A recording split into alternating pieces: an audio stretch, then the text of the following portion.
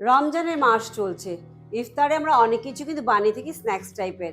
আর যদি সেটা বাঁচিয়ে রাখতে পারি, পরের ইজি হয়ে যায় আমাদের প্রিপারেশনে, সেটা তাহলে কিন্তু আরো ভালো হয়।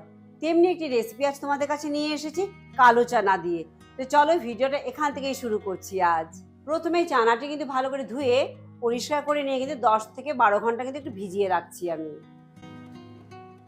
ঘরে থাকা ইনগ্রেডিয়েন্টস দিয়ে কিন্তু এই চানা ভুনা তোমরা ইজিলি বাড়িতে বানাতে পারবে। প্রথমে ভালো করে ধুয়ে পরিষ্কার করে নিয়ে তবেই কিন্তু ভেজাবো। 10 থেকে 12 ঘন্টা ভিজিয়ে রাখবো, আর ওভারনাইট ভেজাতে পারলে কিন্তু আরও ভালো। এই কালো চানাতে আছে প্রচুর পরিমাণে প্রোটিন, তাই যে কোনো সময় কিন্তু স্ন্যাক্স হিসেবে বানিয়েও কিন্তু খেলেও কিন্তু অনেক সময় পর্যন্ত খিদে লাগবে না।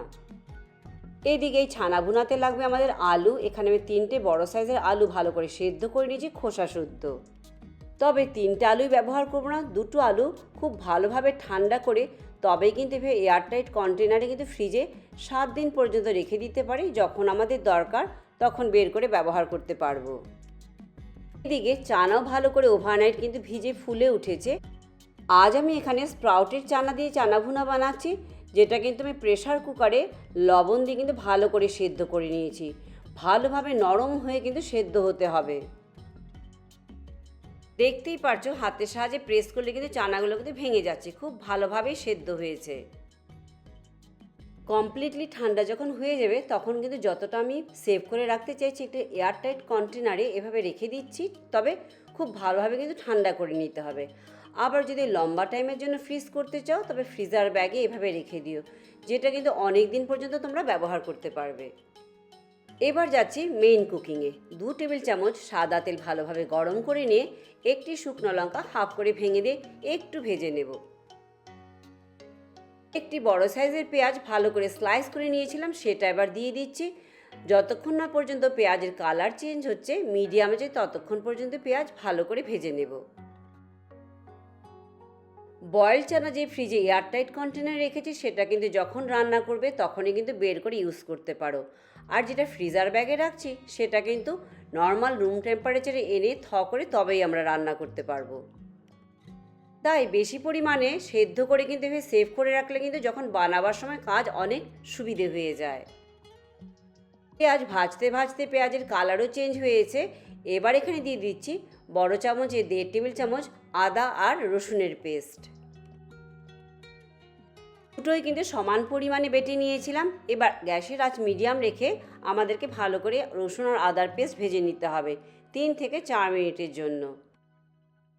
প্যানে অনেক তেল নেই, তাই সামান্য জল দিয়ে দিচ্ছি যাতে মশলা আমাদের পুড়ে না যায়। আর যদি তোমরা একটু বেশি তেলে রান্না করো তবে জল দেবার দরকার নেই। একটু নেড়েচেড়ে নিয়ে এবার দিয়ে দিচ্ছি কিছুটা গুঁড়ো মশলা। দিচ্ছি 1 চা চামচ জিরে গুঁড়ো, 1 চা চামচ ধনে গুঁড়ো, 1 চা চামচ লাল লঙ্কার গুঁড়ো, আর দিচ্ছি হাফ চা চামচ গরম মশলা আর হাফ চা চামচ হলুদ গুঁড়ো। লবণ কিন্তু অলরেডি যখন চানা সেদ্ধ করেছিলাম তখন দিয়ে দিচ্ছি, তার জন্য আর এখন কোনো লবণ অ্যাড করলাম না। মশলা কষাতে কষাতে এবার এখানে আমি নিচ্ছি একটি আলু। ভালো করে স্কিন ছাড়িয়ে নিয়ে হাতের সাহায্যে কিন্তু একটু টুকরো টুকরো করে ভেঙে নেব। একদম ম্যাশ করব না, কিন্তু একটু যেন দানা দানা চাকচাক থাকে একটু বড় বড় পিসে কিন্তু হাত দিয়ে ভেঙে নিচ্ছি। এদিকে মশলা আমাদের কিন্তু অনেকটা কষে এসেছে। এবার এখানে দেবো একটি মিডিয়াম সাইজের টমেটো স্লাইস করে রেখেছিলাম, সেটা এবার এখানে দিয়ে দিচ্ছি। টমেটো দিয়ে কিন্তু নাড়াচাড়া করে ঢাকা দিয়ে রেখে দেবো যতক্ষণ না পর্যন্ত টমেটো ভালোভাবে নরম হচ্ছে। গ্যাসের আঁচ মিডিয়াম রেখে কিন্তু রান্নাটি করব এখন। তোমরা আমার ভিডিওটি ফেসবুক পেজ থেকে দেখে থাকবে, পেজটি লাইক করে চ্যানেলটি সাবস্ক্রাইব করবার অনুরোধ রইল। টমেটো ভালোভাবে নরম হয়ে এসেছে, মশলা আমাদের কষানো হয়েছে। এবার এখানে সেই সেদ্ধ করে ভেঙে রাখা আলুর টুকরোগুলো দিয়ে দিচ্ছি। গ্যাসের আঁচ মিডিয়াম টু লো রেখে আলু দিয়ে মশলার সাথে সব কিছু ভালোভাবে মিনিট 2-এর জন্য একটু ভেজে নেব এখানে। তোমরা চাইলে আলু দিয়েও করতে পারো, আবার আলু ছাড়াও কিন্তু এই চানা ভুনা বানাতে পারো। আলু ভালোভাবে মশলার সাথে একটু ভাজা ভাজা হয়ে গেছে। এবার যে সেদ্ধ করে যে স্প্রাউটের চানা রেখেছিলাম সেটা এবার এখানে দিয়ে দিচ্ছি। এবার গ্যাসের আঁচ মিডিয়াম রেখে চানা আলু সব মশলা কিন্তু ভালো করে আমাদেরকে একটু মিশিয়ে নিয়ে ভাজা ভাজা করতে হবে, যাতে চানার সাথেও মশলা কিন্তু ভালোভাবে কোট হয়ে যায়। তোমরা চাইলে কিন্তু সামান্য আমচুর এতে ব্যবহার করতে পারো, খেতেও কিন্তু বেশ ভালো লাগে আমচুর দিলেও। আমি যেমন সেদ্ধর সময় শুধু লবণ দিয়েছিলাম, পরে আর কোনো লবণ অ্যাড করিনি, তাই এই সময় একটু লবণটা চেক করে নিচ্ছি, যদি দরকার হয় তবে কিন্তু এই সময় অ্যাড করে দেব। চানা ভুনো কিন্তু তৈরি হয়ে গেছে, এই পর্যায়ে কিন্তু আমরা পরিবেশন করতে পারি। আবার যদি মনে হয় না আরও শুকনো খাবো, তবে কিন্তু আরও একটু শুকিয়ে নিয়ে কিন্তু আরও একটু ভাজা ভাজা করে নিতে হবে।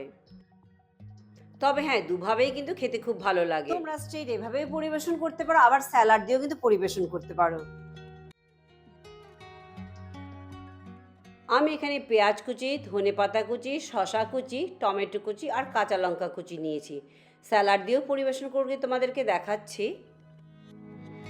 এই স্যালাডের সাথেও কিন্তু এই চানা ভুনা খেতে কিন্তু খুবই ভালো লাগে। জাস্ট বানিয়ে খেয়ে দেখো তোমরা, বানিয়ে খেয়ে জানিও তোমাদের কেমন লাগলো, আর কিভাবে খেলে, স্যালাডের সাথে না স্যালাড ছাড়া। আজ ভিডিওটি এখানেই শেষ করছি। লাইক, শেয়ার, সাবস্ক্রাইব করতে একদম ভুলো না। পরে আবার অন্য কোনো ভিডিও নিয়ে তোমাদের কাছে চলে আসবো। সবাই ভালো থেকো, চলো বাই বাই।